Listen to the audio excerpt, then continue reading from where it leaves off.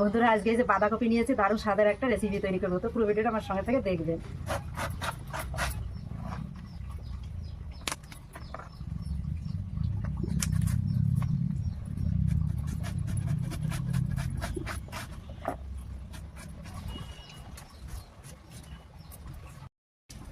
তো বন্ধুরা বাঁধাকপি তো কুচিয়ে নিয়েছি, এবার একটু সিদ্ধ করে নেবো, কড়াতে জল দিয়ে দিয়েছি,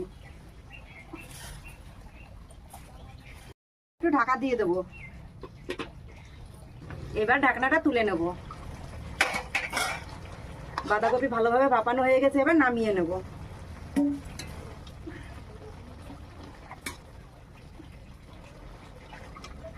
বাঁধাকপিগুলো ভাপিয়ে নামিয়ে রেখেছিলাম, এবার এইভাবে চিপে চিপে নেব, যেটুকু জল আছে বের হয়ে যাবে।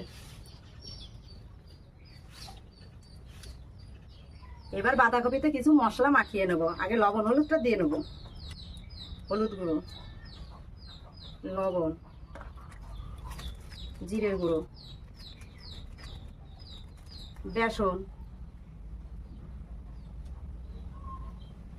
গরম মশলা,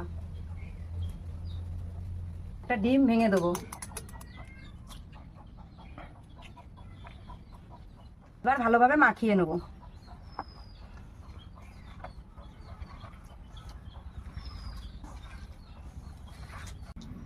এবার দিয়ে দেব 1 চামচ লাল লঙ্কার গুঁড়ি।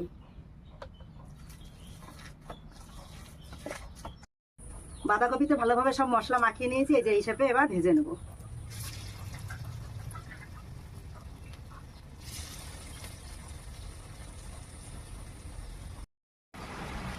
বাঁধাকপির বড়াগুলো এই যে ভাজা হয়ে গেছে, লাল লাল করে ভেজে নিয়েছি, এবার নামিয়ে নেব।